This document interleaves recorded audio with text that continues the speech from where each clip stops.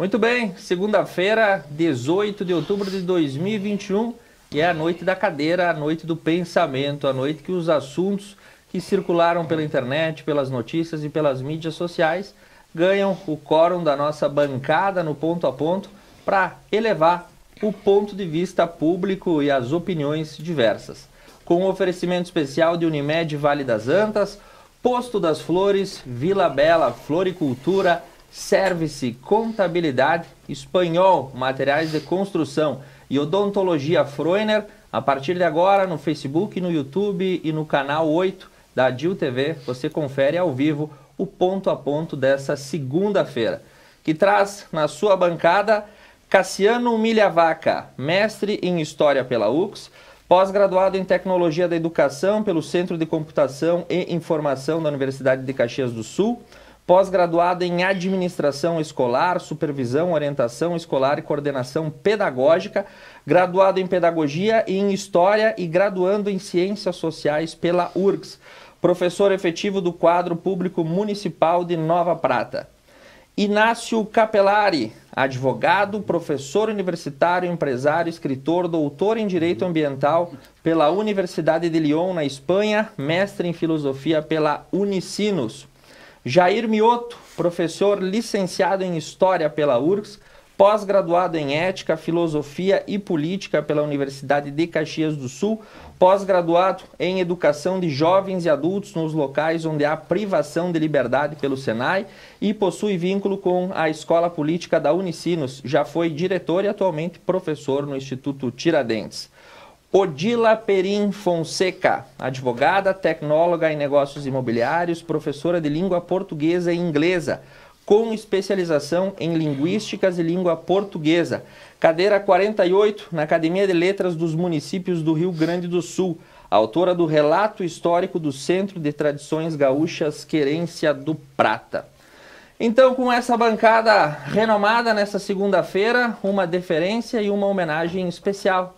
Na última sexta, dia 15 de outubro, tradicionalmente marcado como Dia do Professor, e hoje eu tenho a honra de formar uma bancada com muitos egressos do sistema de ensino, aqueles que lecionam, ensinam a ler, escrever e a pensar em diversos níveis. É um prazer estar na companhia de professores nessa noite. E já que falamos de professores, vamos falar de um assunto que está na porta dos colégios, em especial nas séries iniciais e nas séries de TV, que tem cativado milhões de espectadores mundo afora. A série mais assistida da história da Netflix, uma produção sul-coreana chamada aqui no Brasil de Round Six, tem tomado a atenção e os comentários da internet. O seriado mais assistido da história preocupa professores e pais por conta de um paradoxo apresentado entre brincadeiras e jogos infantis como cabo de guerra, pique-esconde, stop, bolinha de gude, e uma violência extrema com cenas explícitas de sangue e morte, onde os jogadores perdedores são eliminados a sangue frio. A corrida e a sede por lucro e dinheiro em meio a uma sociedade decadente e endividada. A soma desses elementos tem levado para as escolas comportamentos perigosos e brincadeiras perniciosas associadas à série. E um alerta generalizado tomou conta dos recados dos pais do ensino fundamental. E a bancada, que tem acompanhado essa série e vê esse fenômeno trazido, porque uma coisa era você restringir o acesso a cenas violentas lá na década de 80 ou de 90, quando tudo estava condicionado às videolocadoras ou até mesmo à televisão aberta. Com a internet, as crianças que têm acesso a diversas plataformas também podem assistir às situações desencadeadas por Round Six. E uma delas é a batatinha frita 1, 2, 3, Cassiano Milhavaca. O que você nos diz sobre o impacto de uma série que retrata todos esses elementos, rodeada de situações infantis, pois é tudo colorido, ao mesmo tempo que traz a morte imediata de quem é eliminado? Como a gente dosa e explica isso para as crianças e diz que a situação no mundo real, apesar de ser parecida, não pode ser feita de maneira equivalente? Boa noite a todos. Boa noite, Thiago. Bom, não é novidade, né? A gente já se presenciou enquanto criança aí, enquanto professores e pais, com várias produções midiáticas que trazem bastante, principalmente nos desenhos animados, né? Só a gente lembrar que Tom e Jerry, Papaléguas e por aí vai.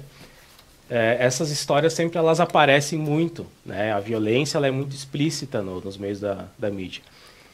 E eu acho que, bem como tu colocou, Thiago, essa questão da representação, né? Eu acho que está na hora dos pais. Normalmente a gente está acostumado muito a transformar também o comportamento da televisão como uma espécie de babá eletrônica, né? A gente atira a criança na frente, ali, o adolescente na frente da televisão e vai fazer os seus afazeres, vai fazer suas coisas, enfim, né?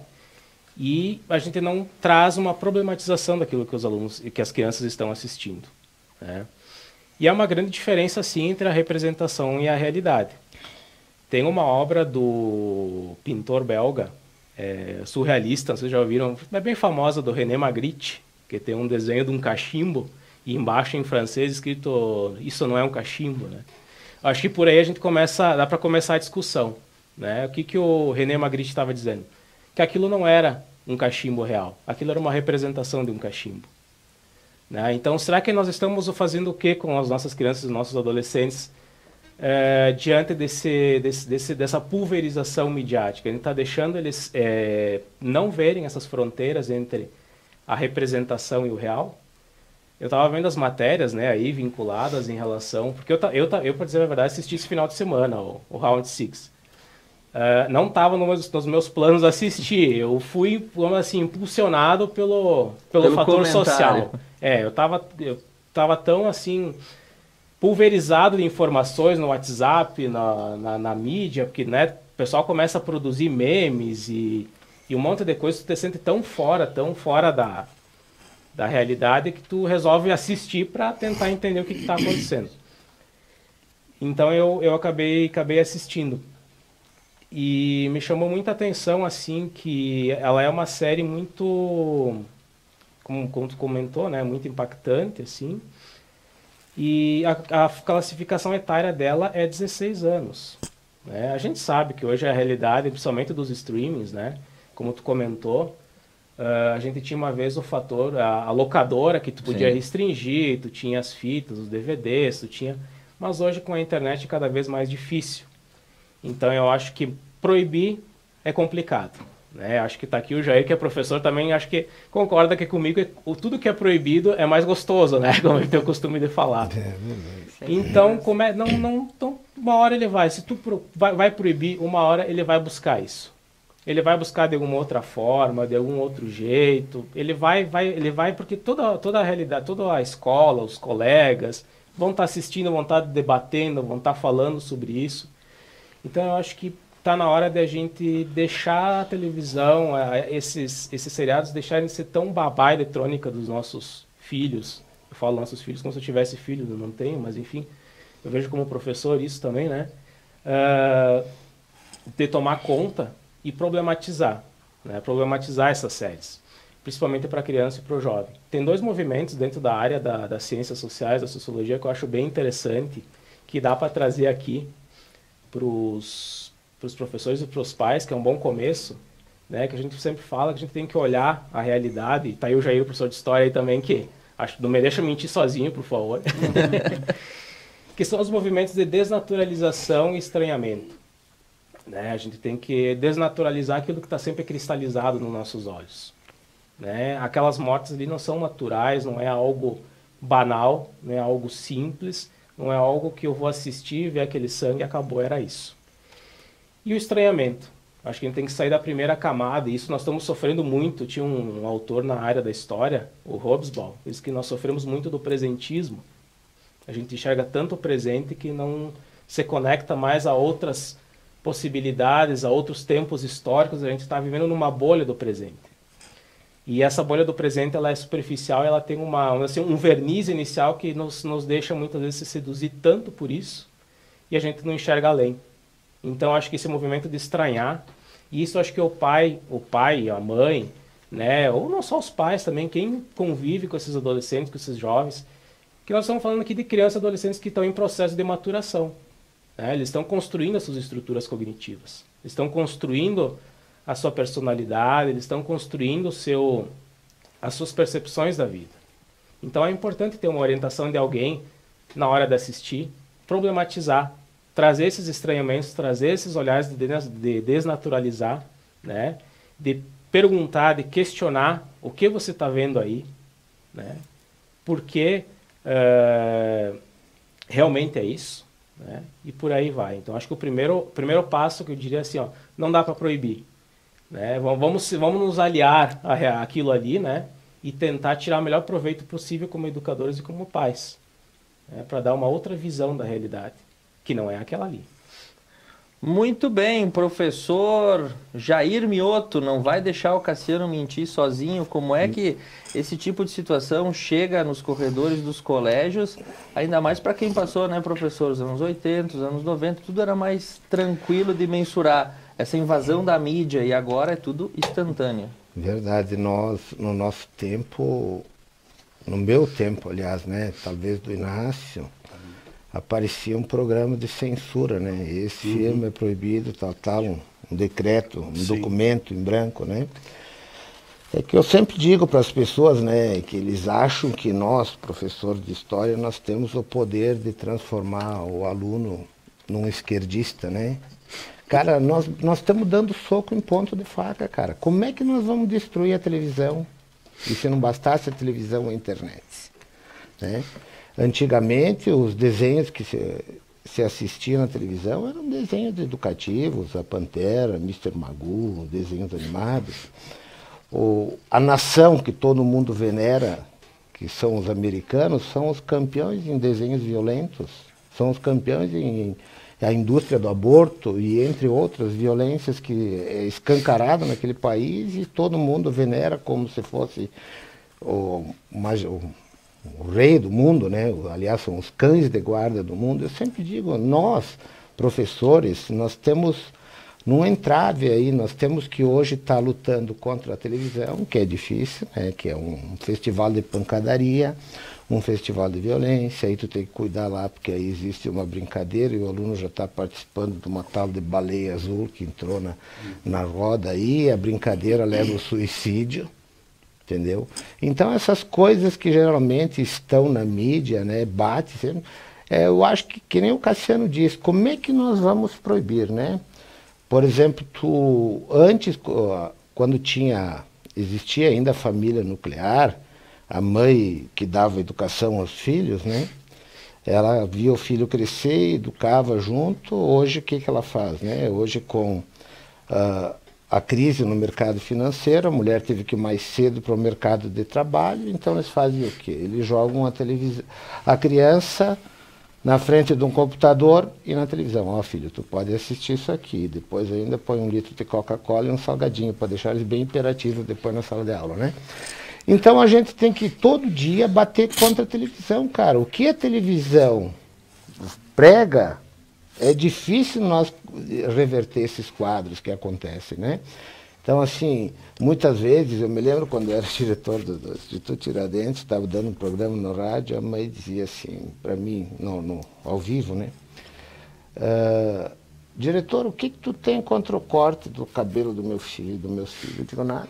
Eu só gostaria que a senhora soubesse o que representa esse tipo de corte, moicano, punk.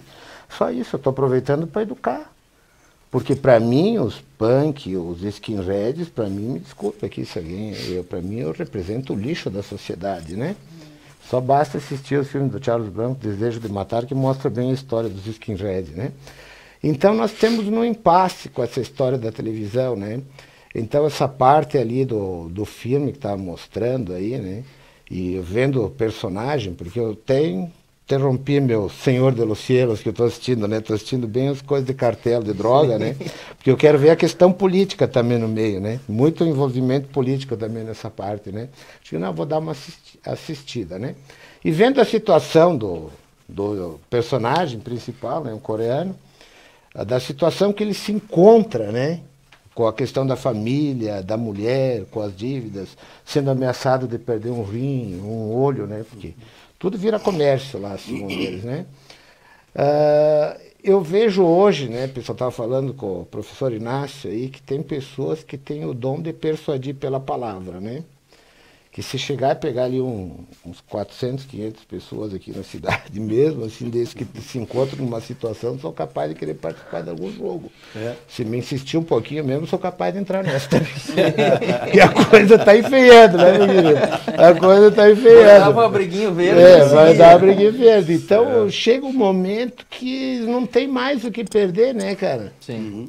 As pessoas estão numa situação aí que se vê, está mostrando muito bem o que é a sociedade, né? E a ideia do cara de querer tentar conciliar a família, as questões financeiras, sair da independência da mãe, que o cara estava juntando. Então é um assunto que hoje isso aí repercute bem. Eu acho que os pais, é a minha opinião, né? Deviam aproveitar e assistir junto com os filhos. Aproveita para educar. Filho, vem aqui, vamos ver o que tu via de interessante desse filme, o que tu acha disso, o que tu... Né? Aproveita o embate e aproveita e ensina ele, né? Exatamente. Diga, o que você acha disso aqui, da situação, qual é que foi o contexto do filme, é a mesma coisa das novelas, né? Se você vê a novela, o que é a novela, né? A novela é responsável por 70% das separações, né? Aonde que diz o contexto que elas tentam passar, né?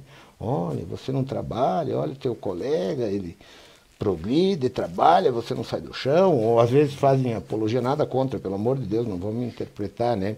Uma das últimas aí, fazendo apologia ao homossexualismo, uma fazendo apologia A bigamia, e assim por diante. Então, eles têm o poder, a televisão tem o poder, né, cara? Infelizmente, nós temos um entrave muito grande, né? E dizer para nós que nós temos o poder dentro de uma sala de aula de querer convencer o aluno politicamente, ninguém convence o aluno politicamente.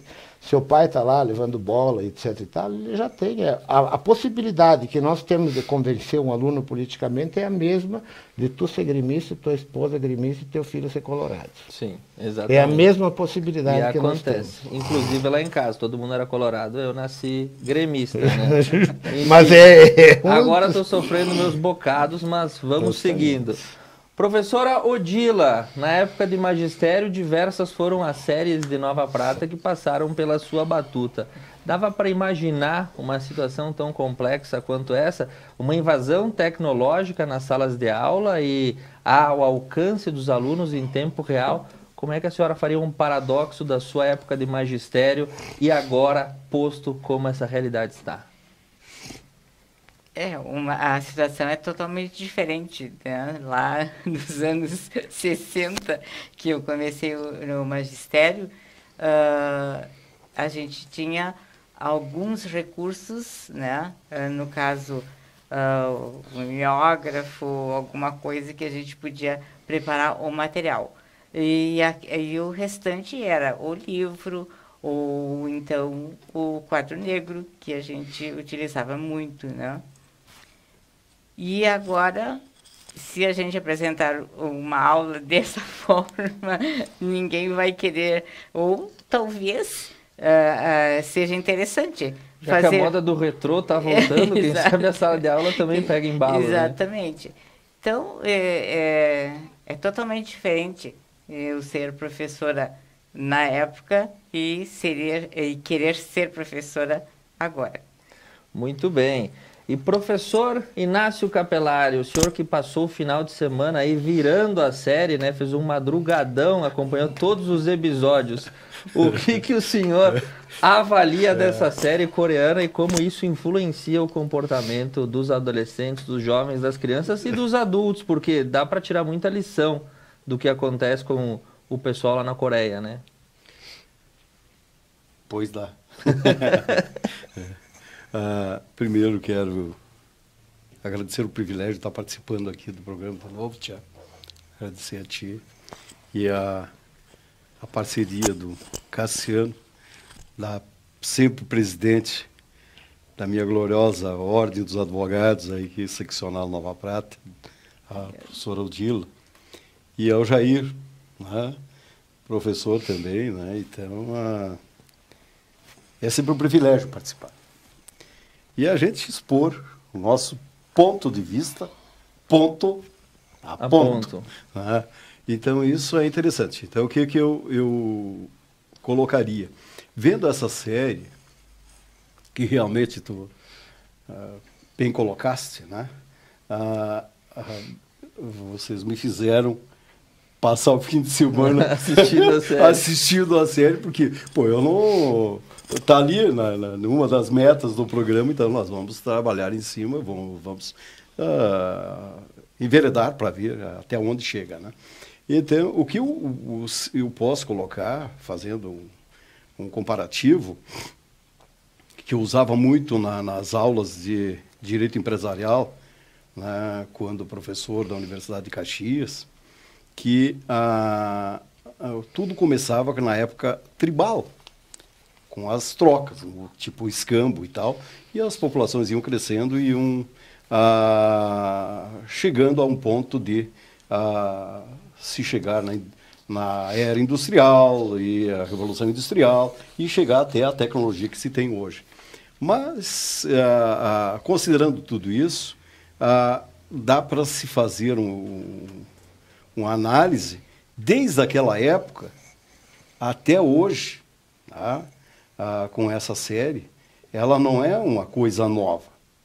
Na época tribal já existia, né, as disputas, né, em que envolviam, inclusive, o sacrifício da pessoa ali, né, em cima do vencer ou não vencer. E aí nós temos a época também que envolvia o poder e o dinheiro também, que é a época dos impérios, dos gladiadores. Os gladiadores, o pessoal se reunia lá para ver as pessoas se matando ali, né? Era o pão e o circo, né? É, isso aí. Então, aí a gente vai trazendo para as épocas recentes, analisando os pontos de vista dos demais aqui da bancada, dá para ver que essa série, ela, assim como antigamente e tudo que aparece, sempre tem a ânsia e a condição de poder e do dinheiro. É a força do poder e o dinheiro. Tá?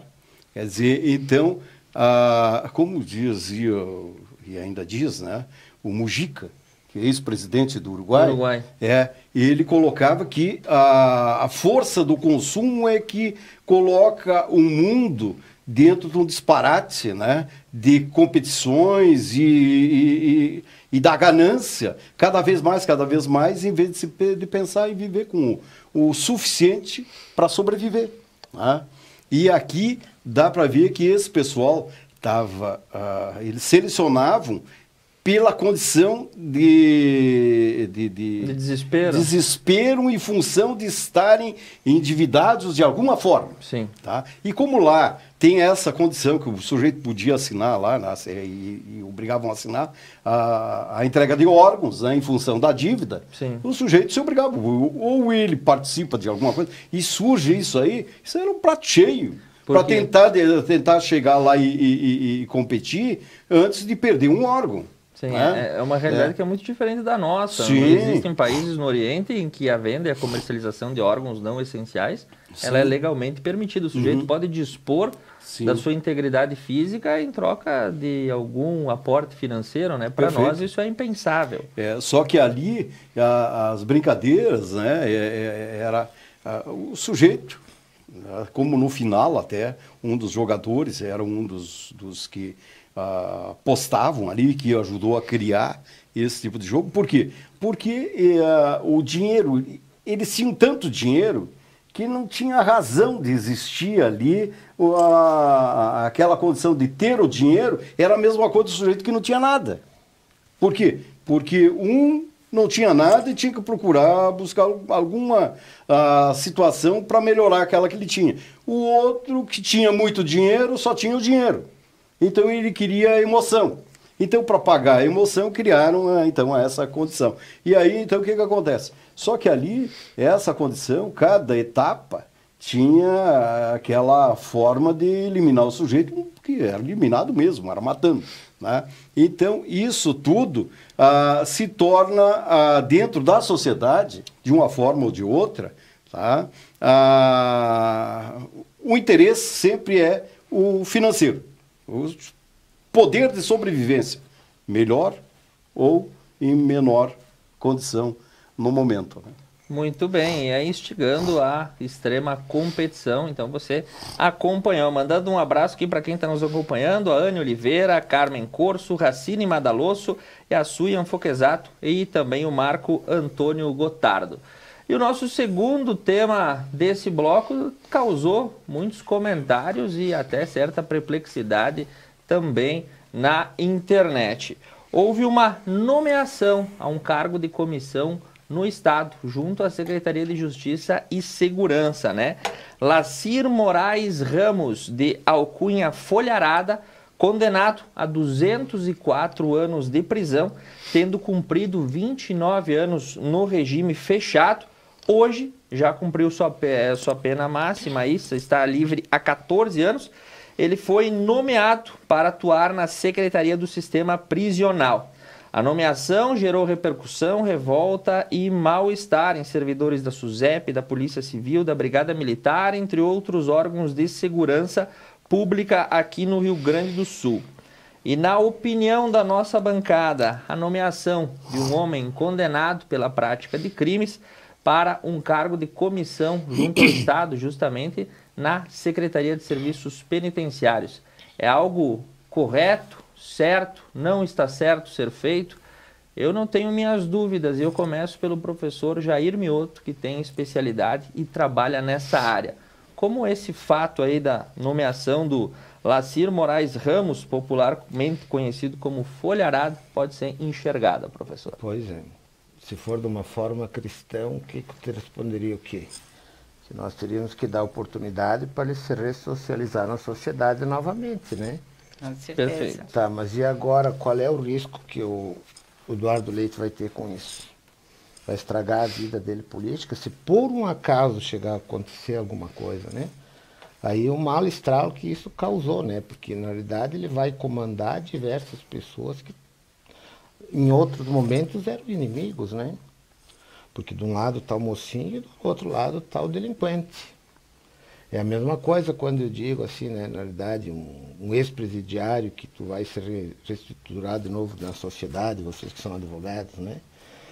Trabalhar numa construção civil, ou pintor, ou outras coisas, né? Tu imagina a dificuldade que muitas vezes tem uma pessoa que foi condenada por estupro.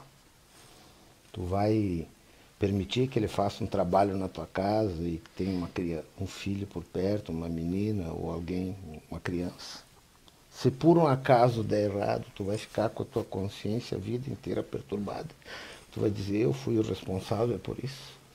Agora, eu acho muito ousado o governo ter feito esse tipo de nomeação ali, porque na realidade, obviamente, ele vai ter um desgaste político muito grande com os setores da segurança, né?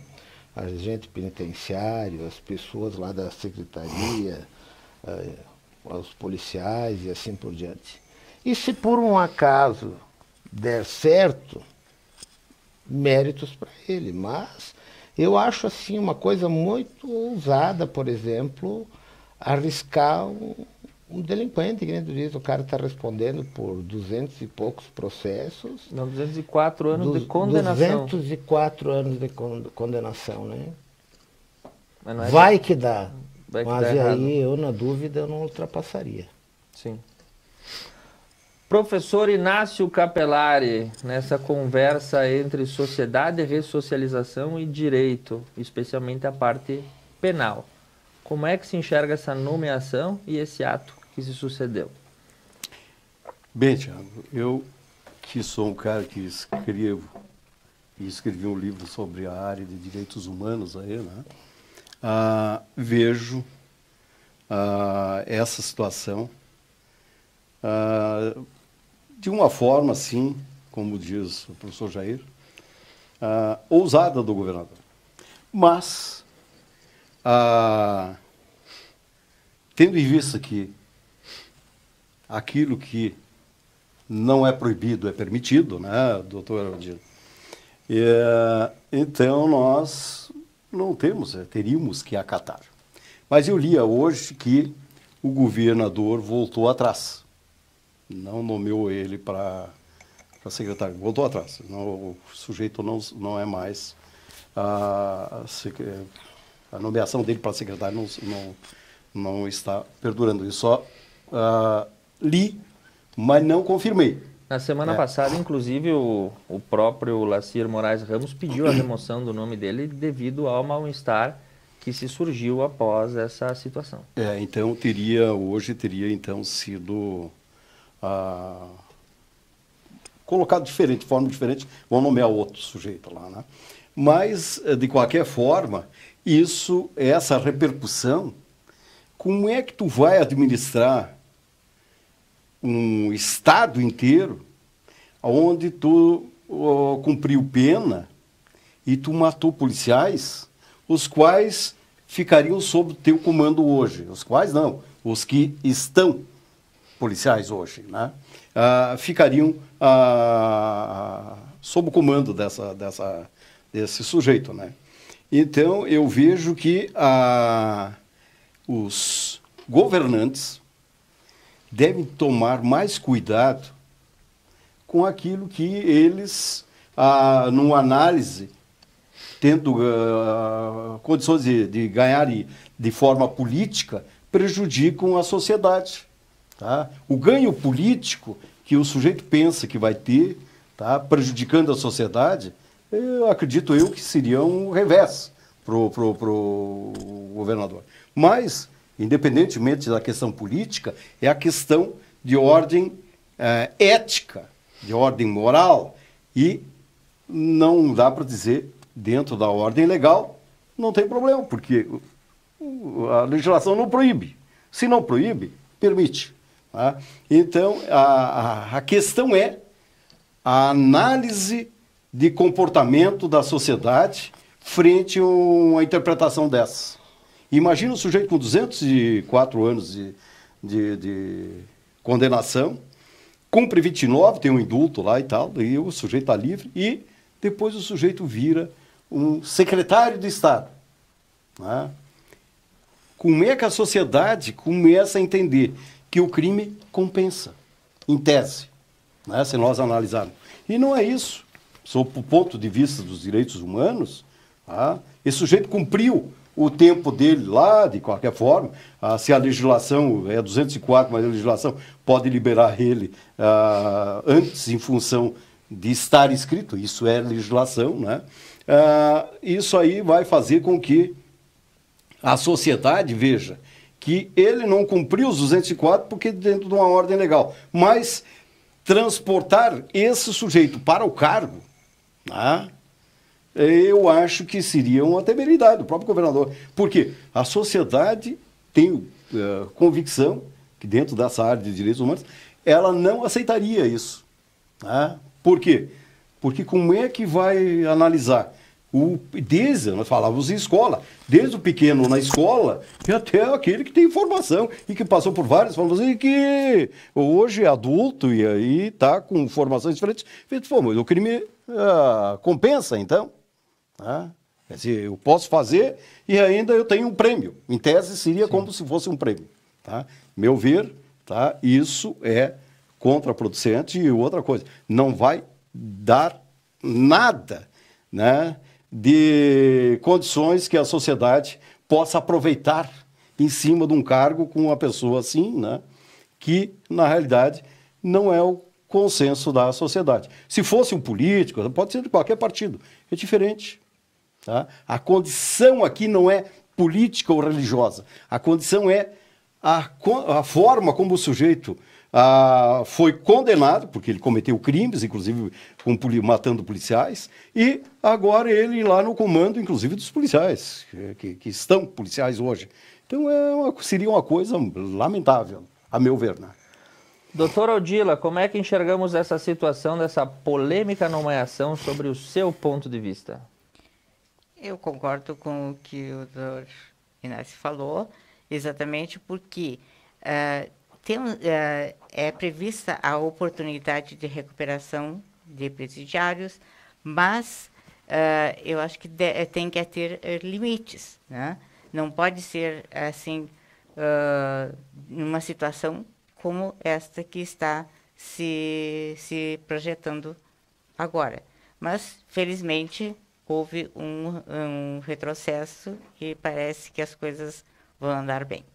Acho que o pessoal achou que, de repente, avançamos demais e acabou retrocedendo. Cassiano Milhavaca, do ponto de vista social, existe a perspectiva de ressocialização e recuperação, mas também a incursão dentro de um cargo público de uma pessoa com uma extensa ficha de condenação. Na tua opinião, é forçoso isso? Eu acho um dilema bem complicado, porque assim, se você não está, se você não está permitindo essa possibilidade, tu está, de certa forma, privando ele de uma possibilidade de se ressocializar. Por outro lado, dá para entender muito bem o sindicato ali dos penitenciários, dos policiais, porque todos eles são servidores públicos de carreira, né? E eu, como servidor público de carreira, quando eu fui fazer minha admissão, eu tive que apresentar minha ficha corrida. Sim. Eu tive que tirar a negativa da Justiça Federal, acho que é isso, não estou muito acostumado com a área, para apresentar. E tem... eu tive que apresentar isso.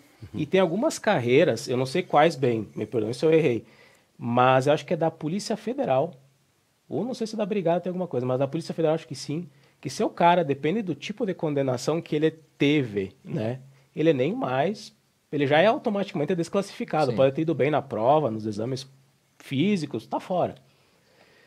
Aí o cara, ele assume um cargo de chefia... E uma chefia dentro do serviço penitenciário de reabilitação socioeducativa, né? Ou seja, ele está habilitado a coordenar, coordenar esses caras que estão nessa condição. Por outro lado, né, Jair, nós como professores acreditamos que a educação muda o mundo, né? É premissa nossa também, né? Acreditar que, como diz a máxima freiana, né? E o problema da sociedade preconceituosa, do jeito que é acatar, né? Ele também está indo atrás do prejuízo político. A educação muda, se não muda o mundo, muda as pessoas. Muda as pessoas. Eu iria pelo caminho da Odila. Acho que vamos na prudência. Vamos ressocializar, mas também não vamos dar um cargo de chefia pro cara, né? Sim. Vamos mais devagar. Vamos trazer, se ele realmente tem condições, como eu vi na matéria, ele apresentou condições, né, de poder trabalhar com os penitenciários, esse trabalho de reabilitação, aproveitar ele sim. Mas eu acho que de uma outra forma. De repente fosse um caminho mais prudente, até para conhecer o trabalho dele. Parece-me que é justamente, o governador vai colocar ele em outro cargo ali, que não de secretário, vai colocar em outra função. Né? Mas não sei se da secretaria. Eu sei que existe isso aí. Agora, se para o governador ser eleito, ou qualquer cargo político da legislatura, né, ele tem que ter a ficha limpa, o cara vai dizer, não, mas eu tenho a minha ficha limpa. Mas ele tem na ficha dele um rol, né, que ele foi. Né? Então, essa prudência que a doutora Odila colocou, né, é sempre bem-vinda, né? Em 204 anos, o cara não fez pouca coisa. Não, né? Para somar 204 foi bastante situações. Mas, enfim, nós vamos para um rápido intervalo comercial, porque também é prudente você conhecer os nossos apoiadores e patrocinadores. A gente toma uma aguinha e volta na sequência para falar sobre empréstimo consignado para aposentados e pensionistas que tem tirado o sono de muita gente que já chegou na melhor idade. Nós voltamos já no ponto a ponto da sua segunda-feira.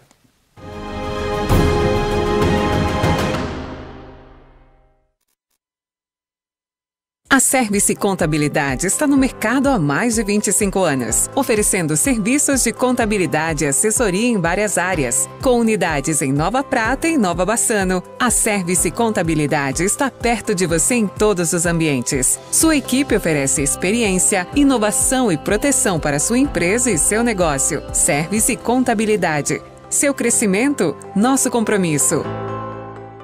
Chegaram os novos planos promocionais Adilfibra. Navegue em alta velocidade com internet 100% fibra ótica. 20 megas por R$ 69,90 ao mês. 90 megas por R$ 89,90 ao mês. 300 megas por R$ 99,90 ao mês. Melhor custo-benefício. 400 megas por R$ 149,90 ao mês. 500 megas por R$ 199,90 ao mês. Mais os aplicativos Noggin e Paramount+, inclusos para todos os planos. Ligue agora e atualize seu plano. 10355 0800 645 8900. WhatsApp 54 21 21 8900. Acesse adilnet.com.br. Músicas, convidados e bom humor. Benite, toda quinta na Conecta Mais. O que é ter saúde para você? Ter energia para aproveitar a vida do seu jeito? Se equilibrando entre alguns imprevistos e grandes alegrias? A gente acredita que essa seja uma boa receita. Afinal, manter a felicidade é um hábito saudável. E sobre cuidar de saúde, a gente entende. Somos a Unimed. Posto das Flores. Na RST 470 em Vila Flores, você encontra todos os serviços essenciais para o seu veículo, como troca de óleo, borracharia, lavagem, além de todas as quartas e sábados ter um preço especial na gasolina. Conta também com uma conveniência completa para você. Posto das Flores. O sonho, a revitalização, precisam ter qualidade e beleza dos produtos do Espanhol Materiais e Construção.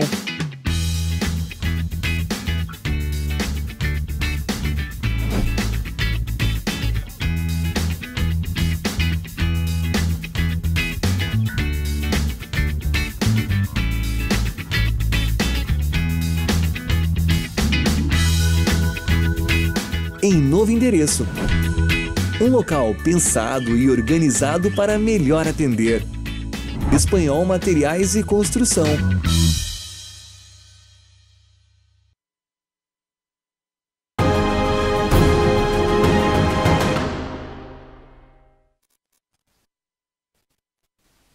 E a sua oportunidade de elevar a opinião nas noites de segunda-feira retoma para o seu segundo bloco. Lembrando sempre dos nossos patrocinadores que tornam essa iniciativa possível. Unimed Vale das Antas, Posto das Flores em Vila Flores, Vila Bela Floricultura, Service Contabilidade, Espanhol Materiais de Construção e Odontologia Freuner. E nesse segundo bloco vamos falar de um assunto bem pertinente, real e próximo a todas as nossas casas e famílias. O crédito consignado, essa modalidade de concessão de dinheiro adiantado com desconto na folha de pagamento de aposentados e pensionistas do INSS ou dos regimes públicos de aposentadoria. O consignado cresceu nesse ano cerca de 25% e bateu todos os tetos e recordes que já havia. Aposentados e pensionistas nunca estiveram tão endividados. Isso é fruto de uma necessidade, ou seja, será que as pessoas precisam realmente acionar essa ferramenta ou a facilidade de acesso a esse tipo de crédito faz com que muitos vovôs, vovós ou demais pensionistas se percam aí na infinidade de parcelas que ficam para serem quitadas após a tomada desse dinheiro, que muitas vezes não tem as melhores taxas do mercado. Professor Inácio Capelari, que muito já tratou desse assunto na seara profissional, como é que você enxerga esse crescimento 25% em um ano da taxa de empréstimos a serem tomados por aposentados e pensionistas? Para mim, né, essa área aí ela é um benefício que foi criado com o intuito de auxiliar tanto o aposentado como o aposentado, pensionista e também o pessoal da rede pública, né, que envolve outras situações que sejam no parâmetro da aposentadoria, né. e benefícios. E então, o que poderíamos dizer? Que o aposentado, tanto quanto qualquer outro profissional que tem no seu contra-cheque valores todo mês caindo na conta, né, são muito assediados para esse tipo de procedimento.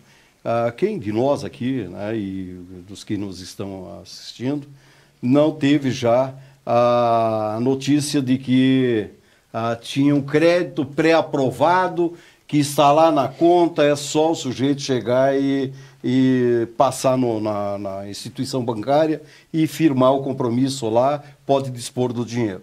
Tá? Para que ele bem entender. Tá? E o aposentado, e qualquer servidor, né, ocorre o mesmo. Ou é por esses créditos que são disponibilizados, né, de uma forma muito fácil, diríamos faceira aqui no nosso chão gaúcho, né? E também o cartão de crédito. O sujeito tem qualquer coisa, disponibiliza cartão de crédito. Tá? E o sujeito vai, mas isso tem tanto, pode ter um limite de X e tu recebe X e tem o financiamento aprovado, ou tem o cartão de crédito, ou tem esse consignado para os aposentados. E aí, o aposentado, por que chegaram no aposentado? Porque o aposentado, seja ele com um salário mínimo, 2, 3, interessa o valor. Tá? Ele tem um crédito com base naquela renda de aposentadoria que ele tem. Tá? E isso ele tem um limite que ele não pode, que a instituição que vai fazer esse financiamento, né, no caso, o consignado, não pode tomar todo o dinheiro dele. Então, desde que obedecido o limite lá, chegou a 30%. Bom, o sujeito tem 30%. Ele vai conseguir conviver com a família, ou sobreviver, sozinho ou com a família e tal, com a alimentação, o remédio. Aí o pessoal diz, não, mas o remédio vai lá na rede pública. Mas nem tudo ele pode dispor da rede pública. Mas 30% não vai garantir a sobrevivência do sujeito. Aliás, o valor integral, total, não garante, às vezes, a sobrevivência desse sujeito. Muito embora a gente saiba que, nas notícias, né, veiculadas, por exemplo, lá para a região do Nordeste, tem gente que vive com a aposentadoria do sujeito lá com 30 pessoas. É só para comer, mas aquilo ajuda a alimentar lá 30 pessoas. A mídia já noticiou. São 30 pessoas comendo com o salário de 2 aposentados ali, no caso, duas aposentadorias. Então, tu imagina se um sujeito desse compromete 50%, porque o filho vai lá e diz, eu queria comprar uma moto e tal, eu preciso de uma entrada, não sei o quê, e aí o senhor pega ali, que depois eu lhe pago. Não, mas não dá, porque nós precisamos para comer. Aí diz, não, mas depois a gente dá um jeito. E convence. Até porque o poder de convencimento para cima do aposentado é de pai para filho. Sim. Né? Normalmente é isso que acontece. Tá? E aí compromete a renda. Compromete a renda e o sujeito deixa de ter a entrada do dinheiro para a sobrevivência dele. E agora ninguém vai dizer que não faça isso porque vai comprometer a tua renda. Não. A primeira coisa, quando vão oferecer o consignado, até X% o senhor pode comprometer da sua renda. O senhor fica com 30% e o resto o senhor pode comprometer. O sujeito se vê. Quanto é que vai receber? Tanto. Né? O cara diz, vou receber uma boa bolada, né? Deposito e uma parte. Aí o cara começa a fazer aqueles planos. Sim. E ele não tem a noção, né, de que isso vai ser cobrado no mês seguinte. Isso, de investimento. Chega no mês seguinte, ela vai lá, de 1.050 tem o... R$300. R$300, R$400. Né? Para passar todo mês. Todo mês. Aí ele vai lá e diz, mas eu tenho 400. Mas o senhor fez um consignado aqui. Tá? Então o senhor agora tem comprometimento lá de 800. Isso aí, o cara não tem como voltar atrás. Porque ele já fez e já recebeu e já gastou. Né? Então isso depois o pessoal chega no céu, mas não tem como eu fazer denunciar que me roubaram, me induziram, porque alguém lá fora depois diz, vai lá que os caras fazem uma revisional, Não funciona, porque o juro, ele, embora seja um consignado, o juro para aposentado ele é pequeno. Sim. Então, não tem como tu revisar, porque ele é inferior, às vezes, ao juro, né, doutora, que envolve a parte legal. Tá? Que é IGPM mais 1%, se tu vai lá, o contrato é 1% só, falta IGPM. Então, quer dizer, o sujeito tem uma renda comprometida, tá? Onde o juro legal é maior do que o juro que estão cobrando, mas está comprometida e não tem como voltar atrás. Não tem como fazer a revisão disso. E os contratos têm que ser cumpridos, né? Não, e além disso, esses contratos é que nem o cartão de crédito. Tá? O cartão de crédito, esse dinheiro que tu fica disponibilizado lá nos empréstimos que o pessoal fala, está lá comprometido. Agora, não pagou o cartão de crédito, vão ter que executar, vai uma série de coisas. Não pagou aquele valor que disponibilizaram para ti, tu pegou, foi lá, está disponibilizado 100 mil na tua conta. Pô, que legal, vou passar lá no banco. Vai lá, fala com o gerente lá e pode botar para minha conta isso aí. Pega, vai lá e compra um automóvel. Sim. Tá? E ainda financia mais 50% do veículo. Então, enredou dois lados. Né? Então, olha a confusão que dá. Mas é dinheiro que disponibilizaram. Bom, aí é outros 500. Agora, o aposentado, o pensionista, não. Ali, chegou no final do mês, é menos X, porque está autorizado e o governo autorizou esse tipo de financiamento, tá? Autorizou o consignado com um débito na conta do sujeito. Tá? Vai tirar da aposentadoria. Não tem como ele dizer que não quer tirar do dinheiro dali. Então o sujeito não tem como voltar atrás depois. E isso é que gera um problema. Aí tem pessoas que gera, que nem o round 6 dele tem que aí o sujeito começa a procurar, o que vai fazer? Vai fazer outro. Aí vai em outro lugar, e aí o cara não diz, o senhor tem a renda comprometida. E lá pelas tantas ele começa a vender o que tem para poder sobreviver. Então, tudo isso, a meu ver, em tese, quando criaram com uma boa intenção. Mas, em vez de limitar em 30%, deveriam limitar que o sujeito só poderia buscar, no máximo, 30% daquela renda. E não 70%. E não 70%. Seria o contrário. O contrário. Professor Jair, o senhor que diz, né, aquele sujeito que passa o mês com 11 notas de R$100. Muitas são as realidades dos aposentados que também passam com isso. Ainda o funcionalismo público, né, que ainda tem a possibilidade de buscar esse crédito consignado. E os que não têm.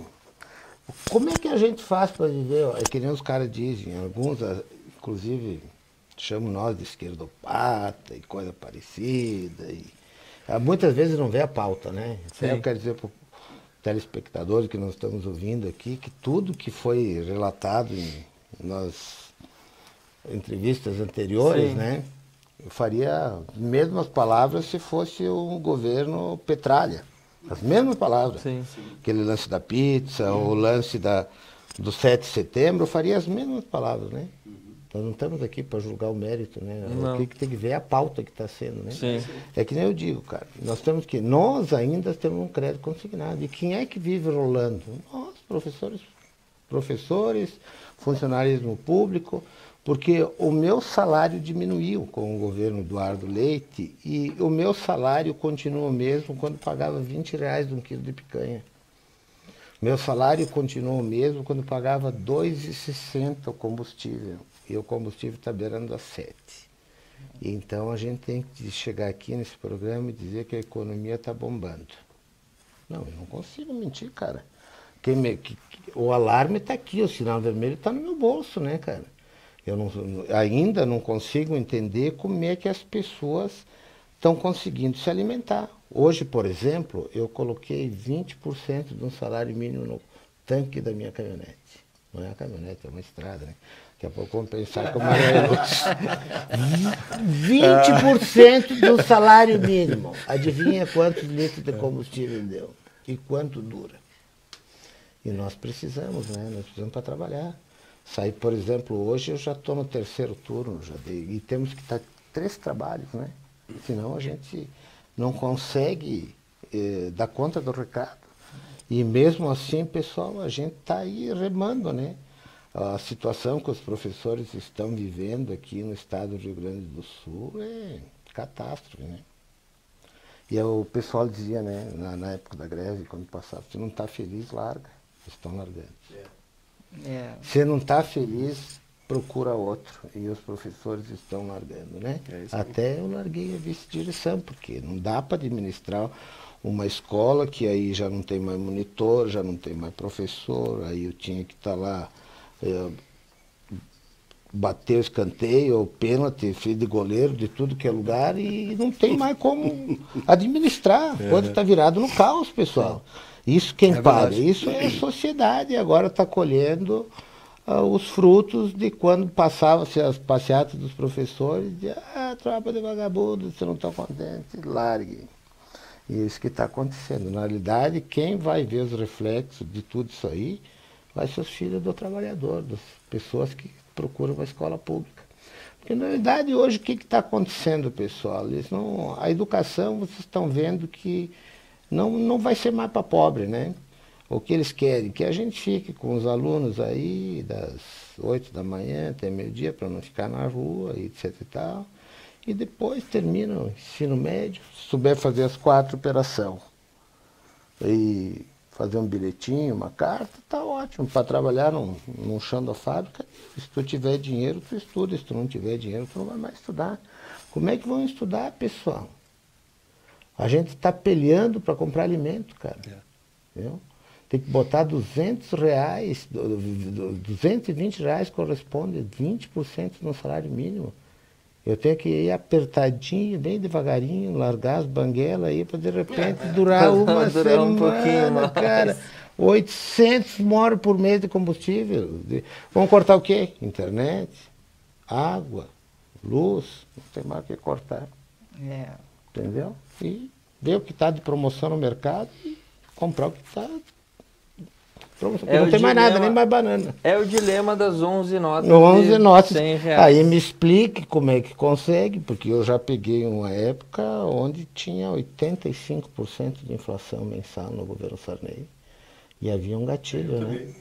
Havia um gatilho, mas eu nunca vi, cara. É inacreditável os preços que estão nos mercados e assim por diante, né?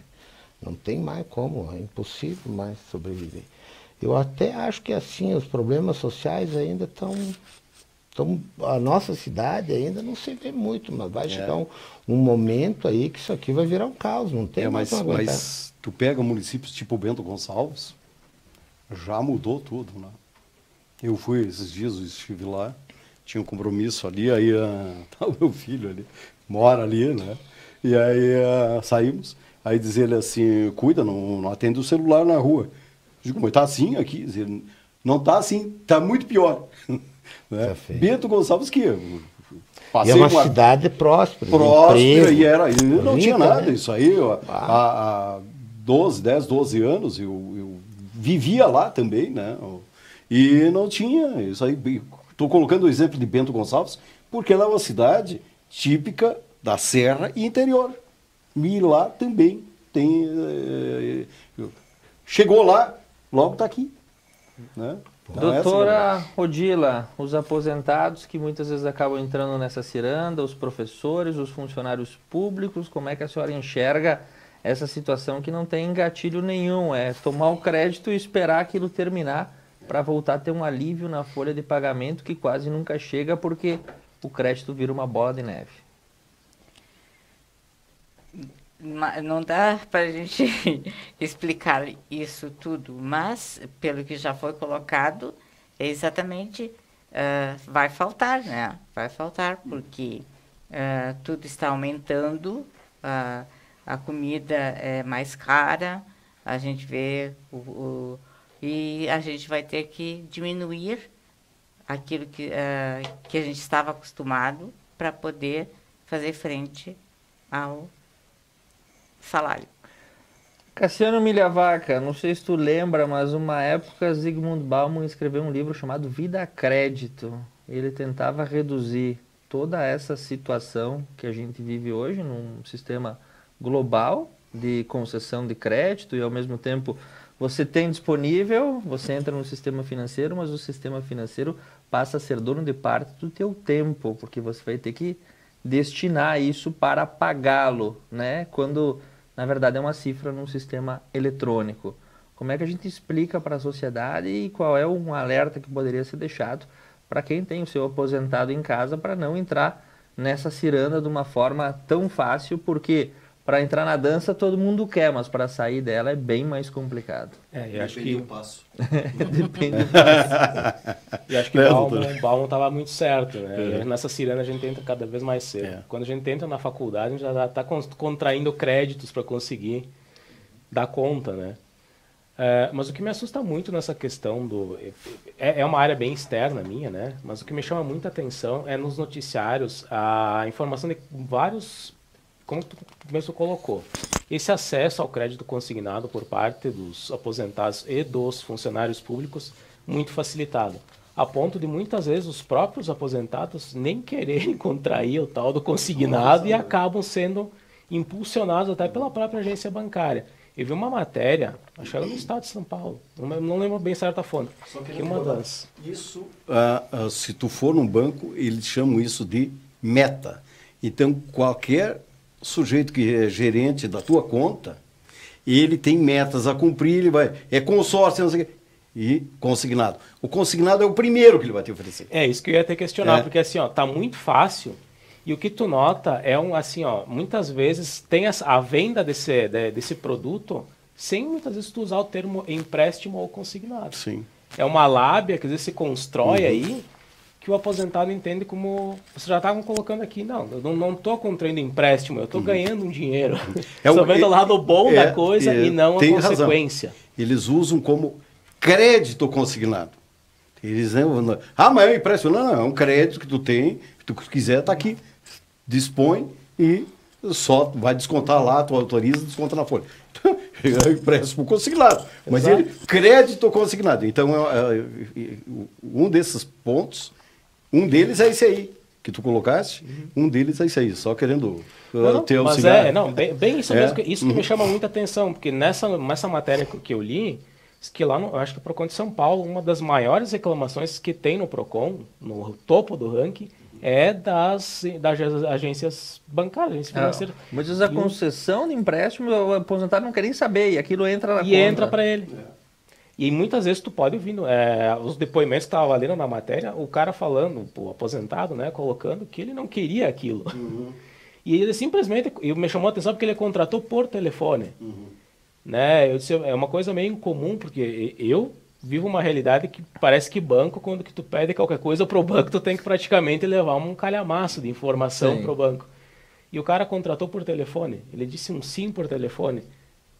Né? Não, e tem outras modalidades que existem hoje que são muito mais modernas, por fotorreconhecimento, né? O sujeito está buscando um empréstimo aqui num aplicativo de celular, existe um contrato bancário, você bate uma foto, é a tua foto que vai estampar e vai dar seguridade para essa operação, onde as margens variam aí de 6% a 7% ao mês. É que muitas Só que vezes... aí que tá aí a segurança do aposentado, que não está familiarizado com toda essa realidade. Que entende que nem eu, que entende que ele vai precisar até um banco para assinar o empréstimo, e que ele entende que ele não fez isso.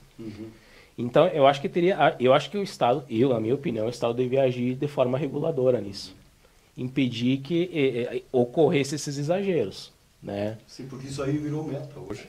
Virou meta muitas vezes se obriga, né, cara? Porque na realidade tu vai pagar aí 12%, 13% do cartão de crédito, tu tem de repente dinheiro a 1,8, a R$2.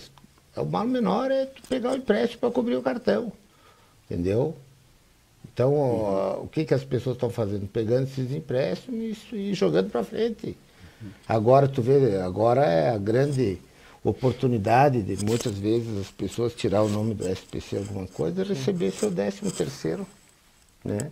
Às vezes eu digo assim, o cara tem um cargo mais ou menos, tem que trocar o 13º pelo IPVA. Sim. Então assim, hoje a gente é taxado para tudo que é lado, né? Então, vocês imaginaram a possibilidade de daqui a um tempo não ter mais o 13º no fim do ano? Como é que vai ser a coisa? Nós temos que esperar isso em breve, né? Em breve nós vamos estar passando por isso. E tem mais, não é só o 13º. Tem férias, tudo mais. E hoje tu pega e vê os bancos fazendo adiantamento do 10º. Adiantamento do 10º e adiantamento do imposto, para quem tem imposto de renda. Os caras já trazem o imposto de renda, tu calcula, o banco chega lá, tu calcula, ele te devolve já o valor com o desconto do juro. Tu recebe o dinheiro limpo e não precisa te preocupar. Mas às vezes vale a pena, né? Fora toda essa situação, que a gente vive num país onde os lucros dos bancos são os maiores do mundo inteiro, né? O sistema bancário brasileiro é um dos mais fortalecidos que tem. É verdade. E reza a lenda que quando o banco aponta um prejuízo no seu balanço, ele desconta do imposto de renda que ele deveria pagar. Então, isso aí. A balança sempre pesa mais para o lado do povo, que acaba arcando com a situação. Nós vamos para mais um breve intervalo comercial, mandando um abraço para a dona Tere Cúnico e para o Mauro Toscan, que estão aqui acompanhando pelo Facebook. No bloco seguinte, nós vamos falar sobre ela, que foi uma das maiores lideranças da história moderna da Alemanha, Angela Merkel, que está deixando o poder para a gente encerrar essa noite de ponto a ponto na segunda. É logo após o nosso intervalo comercial.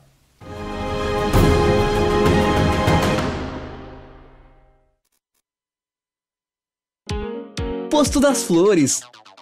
Na RST 470 em Vila Flores, você encontra todos os serviços essenciais para o seu veículo, como troca de óleo, borracharia, lavagem, além de todas as quartas e sábados ter um preço especial na gasolina.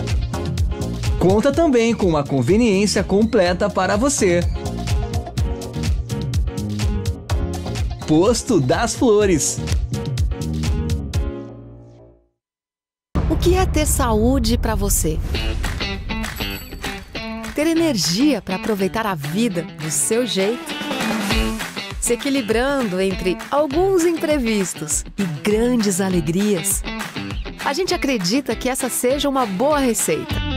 Afinal, manter a felicidade é um hábito saudável. E sobre cuidar de saúde, a gente entende. Somos a Unimed. O sonho, a revitalização precisam ter qualidade e beleza dos produtos do Espanhol Materiais e Construção.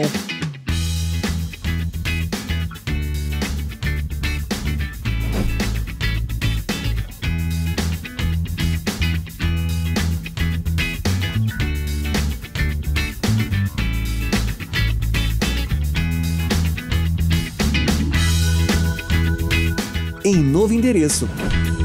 Um local pensado e organizado para melhor atender. Espanhol Materiais e Construção.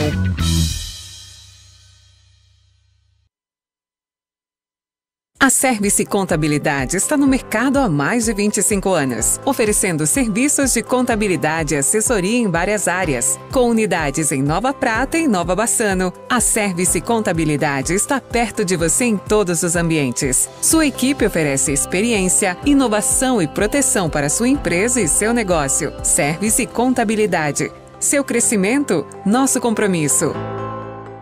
Mais uma novidade para os clientes da Adilnet Telecom. Agora você pode assistir seus filmes, séries, programas de TV, realities e programação infantil favoritos na Paramount.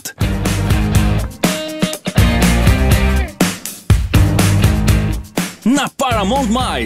Tudo isso com o melhor dos canais Nickelodeon, MTV, Comedy Central, Paramount Network e filmes e séries dos melhores estúdios. Acesse gratuitamente todo o conteúdo pelo seu smartphone, tablet ou navegador. O aplicativo está disponível no Google Play e App Store do seu smartphone ou tablet. Abra o aplicativo e clique em Iniciar. Depois, clique na opção Outras Operadoras. Na tela seguinte, selecione a Adilnet e entre com seus dados de acesso, os mesmos que usa para a central do assinante. Pronto! Mais entretenimento em um só lugar. Com programação para toda a família. É na Paramount+.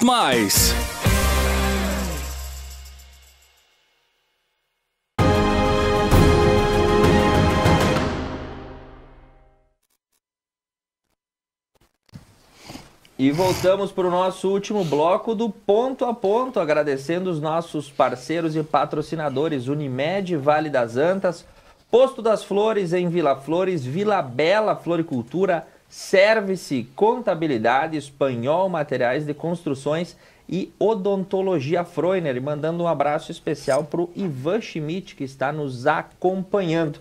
Ele que é Schmidt, descendente, pai do Rodolfo, já nos acompanha todas as segundas-feiras. Ele que é descendente de alemão, vai ter tudo a ver com essa próxima notícia e nós temos que trazer aí, né, esse marco na história. Após... Cachorrinho da Merco foi ele que deu. Ô, professor, tu deu spoiler, eu faço uma introdução para trazer quem é que é a mulher e o professor me entrega o pastel aí. Mas tudo bem, faz parte da dinâmica. Angela Merkel, 16 anos à frente da República Federal da Alemanha, um dos governos mais duradouros desde a reunificação, governou o país e vai deixando agora a chancelaria com uma marca de austeridade, moderação e um governo muito prático de dar inveja às demais superpotências. Sede do Banco Central Europeu, Angela Merkel foi um pilar de estabilidade desde o começo dos anos 2000 e agora se despede para um novo governo.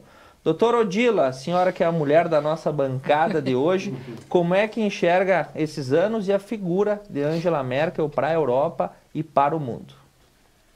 É uma figura muito importante, inclusive ela até, num artigo que eu li, ela foi chamada de Mutti, que é mãe, né, da própria Alemanha. E ela sempre teve um desempenho muito... capaz, de muita inteligência e me parece que ela está deixando a Alemanha em condições bem boas para os próximos governantes. Muito bem. Cassiano Milhavaca, Angela Merkel se perpetuou durante 16 anos, ao mesmo tempo que no Reino Unido e na França, que são os outros pilares europeus, uma troca sucessiva de presidentes se acompanhou. Como é que tu enxerga essa gestão de uma mulher na Europa e principalmente na Alemanha, que é o pulmão econômico do velho mundo? E um pulmão que pulsou muito bem com ela, né? Vamos ser bem francos. Tá saindo uma biografia dela, eu estou muito curioso para ler, quando tiver a tradução para português, porque ela é um ícone muito interessante de entender ela, porque ela era, vamos assim, ela tinha tudo para dar errado, né? Sim. Ela era mulher na Alemanha. Ela era uma cientista, ela não veio dos bancos, apesar de ter história política dentro da Alemanha, né? Ela é doutora em química quântica. Né? E ela nasceu e passou a infância e a juventude dela e estudou na Alemanha Oriental. Tanto que ela é do leste, né? É, de Hamburgo, se não me engano.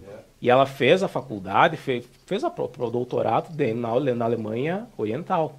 E ela assume praticamente a Alemanha pós-queda do Muro de Berlim. Tudo bem que é lá em 2005, né? Muito depois. Mas é um ícone muito interessante, por isso que eu estou muito interessado em conhecer a história dela nos detalhes, né? Porque ela nasceu, ela conviveu dentro de um regime socialista e a posição política dela foi de direita, né? E pelo fato dela ser mulher, pelo fato de ela ser cientista, eu acho que isso mexeu muito com a visão dela, assim, de comandar a Europa. Então, me pareceu ela uma pessoa muito, assim, muito de consenso, de equilíbrio, né, e de sensatez. Eu não sei se a carreira acadêmica dela ajudou, né, a pensar assim, ou a visão dela como mulher também dentro da Alemanha contribuiu com isso. Mas ela tinha uma visão, por exemplo, quando a Inglaterra quis sair da União Europeia, ela achava isso que não ia dar certo, né? Que a União Europeia ela ia se desmantelar se os países fossem se abandonando. E é o que está acontecendo agora com a Inglaterra, né? A Inglaterra está abandonada nesse momento, né? Como diz um colega meu, uma mãozinha invisível do mercado não está aberta na Inglaterra. Sim, agora, bonito, né? E ela estava dizendo exatamente isso. Então, eu sempre vi ela assim, uma pessoa com uma visão apurada da realidade. Ela não era muito boa em retórica, né? Eu gosto dela porque eu me espelho muito nela. Eu gosto... ela não é muito boa na retórica, não é muito boa na comunicação, mas ela era muito pragmática. Ela era muito eficiente no que ela desenvolvia, no que ela pensava. né? Teve a questão também ali da crise dos refugiados em 2015, 2016, né?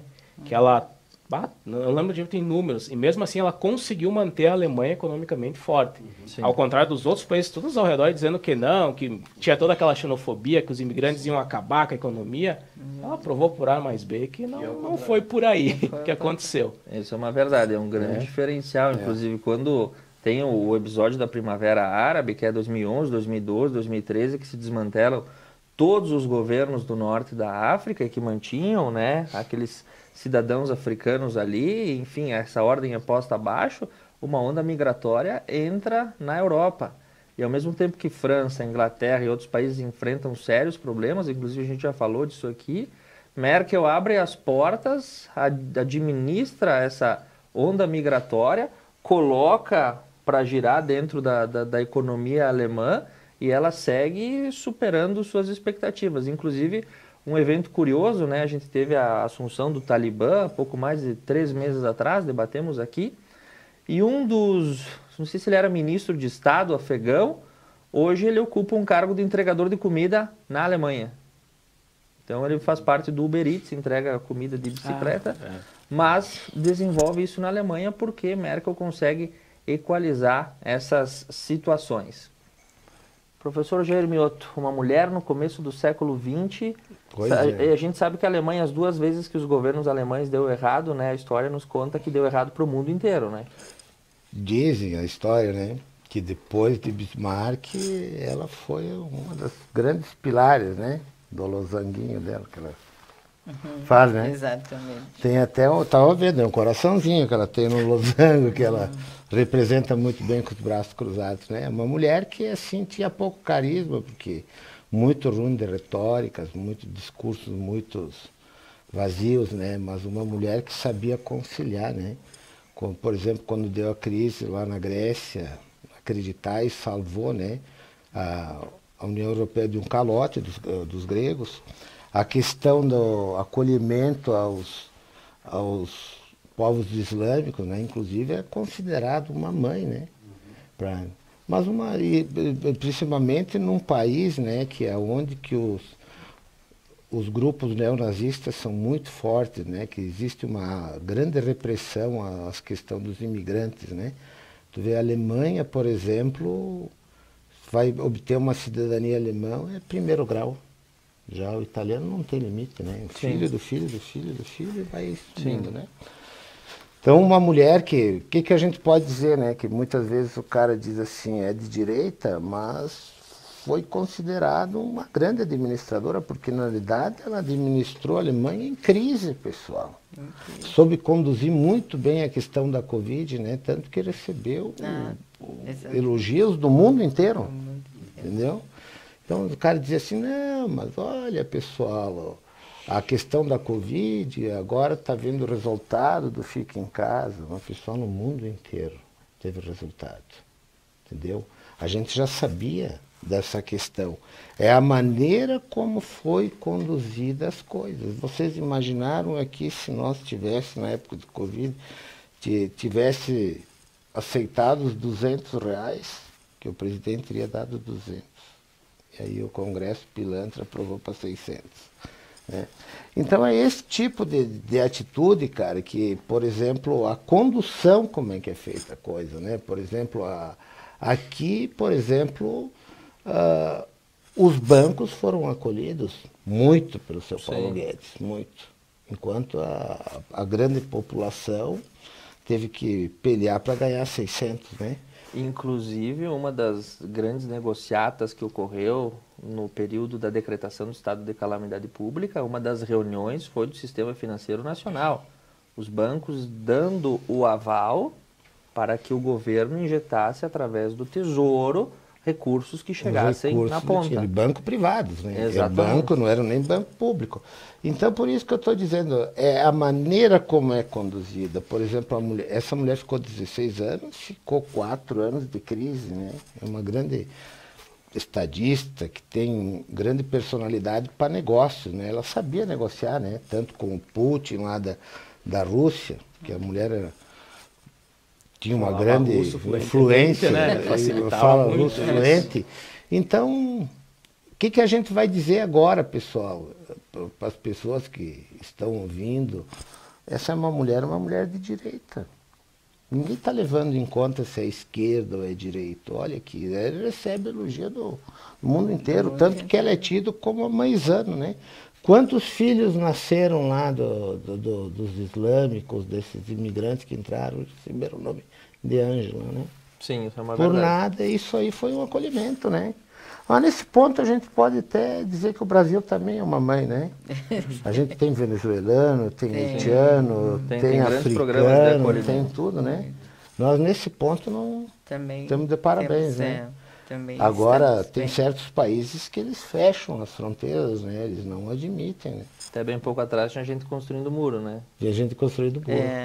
Professor Inácio Capelari, Angela Merkel, lhe lembra outras figuras da história que também conduziram em grandes potências em momentos críticos? Sim. Tem uma que eu não quero nem lembrar o nome. Nossa! Mas nada contra, né? Então, passamos. Né? Mas o que eu penso é o seguinte, essa é uma grande estadista, né? Eu assino, né, embaixo do que todos da bancada aqui referendaram. Né? Por quê? Porque sabe-se que a Europa inteira, em matéria de crescimento demográfico, é negativo. Hoje a Itália, por exemplo, tem municípios lá que são recebidos esse pessoal da migração para engrossar as cidades onde tinha lá 6, 7 mil habitantes e estava com 200, 300 pessoas ali, né? Então, para poder manter, né? Inclusive o sistema e a estrutura, né? Funcionando. Né? Então, essa mulher, ela analisou isso também, tá? Essa questão negativa do crescimento demográfico, e quando acolheu essas pessoas. Tanto é que encaixou onde precisava, e ela podia ajudar esse pessoal e está ali, né? Que nem foi colocado, com a condição ainda de os filhos que nasceram lá, muitos deles com o nome dela, de Ângela. Mas ela, antes dela, tem uma que eu também me filiu, a administração das mulheres, com pulso firme, como já disseram aqui, né? Ou como falavam da Thatcher, né? Margaret Thatcher. Não era punho, ela era de ferro. A dama de ferro. Dama de ferro. Porque esta já mostrou que é possível ter uma mulher no poder. Né? É possível ter uma mulher no poder e é evidente que... Qual é a diferença da mulher para o homem lá? Se a envergadura da mulher em matéria de negociação, como se colocou aqui, conhecimento, a negociação, a desenvoltura equilibrada dentro do sistema administrativo e dentro do sistema global, não só do seu país, mas ela contribui, que nem essa mulher contribuiu, a Thatcher também, para que o mundo pensasse diferente. Né? Assim como a questão do Covid. Né? Isso é um deles. Então, o mundo pensou diferente. Se o mundo elogia e defende essa condição, é porque ela deu, né, a forma desse pessoal pensar dentro daquilo que ela estruturou a Alemanha. E outra coisa, ela é filha do lado de lá. Sim. Não é do lado de cá, onde era a parte mais nobre, né? Quer dizer, e ela administrou o todo. E não só administrou o todo, como deu exemplo para o mundo que pode seguir o que ela fez. Tá? Então, a questão da Grécia também. Tudo isso aí, ela teve interferência maciça. A questão do Reino Unido, que iria se separar, essas coisas, tá? Ela, como estadista, colocou que era previsível que poderia acontecer. Então, depois de acontecer, É a batatinha, como é que é? Batatinha frita, 1, 2, 3. É, já foi, a batatinha frita 1, 2, 3, já foi, né? Então, ali, essa mulher para mim, é um ícone, né? E um dos nossos tempos. Batatinha frita, 1, 2, 3, a Inglaterra sai correndo. Saiu correndo, é isso aí. Mas é esses pontos. E eu já trazia Angela Merkel, ela vinha em algumas pautas dos programas passados, mas a gente acabava entrando em outros assuntos. Nesse momento existe a transição no governo da Alemanha e fica a menção. Eu sempre fui fã da Thatcher e a Angela também, né? Porque são mulheres, se tu vai analisar, da mesma estirpe em matéria de condução governamental. E são ícones do seu tempo. E é isso aí, cada uma no seu tempo. É isso aí. Muito bem, mais alguma colaboração? Então eu vou dando por encerrado essa noite do Ponto a Ponto. Ontem discutimos os principais assuntos da semana passada. Muito obrigado ao professor Odila, muito obrigado ao professor Jair, muito obrigado ao professor Inácio, muito obrigado ao professor Cassiano, estendendo os votos de feliz Dia dos Professores a todos os mestres que atuam na educação, em especial a minha avó Juraci Pocai Furlaneto, que já está lá do outro lado, mas que tocava uma sala de aula lá na comunidade do Retiro. Um abraço também para o Arthur Talhares Siminotti, o Wilson Coutro e a Fefa de Mello, que estão nos acompanhando pelo Facebook. Um agradecimento especial ao Unimed Vale das Antas, ao Posto das Flores, à Vila Bela Floricultura, a Service Contabilidade, ao Espanhol Materiais de Construções e à Odontologia Freuner.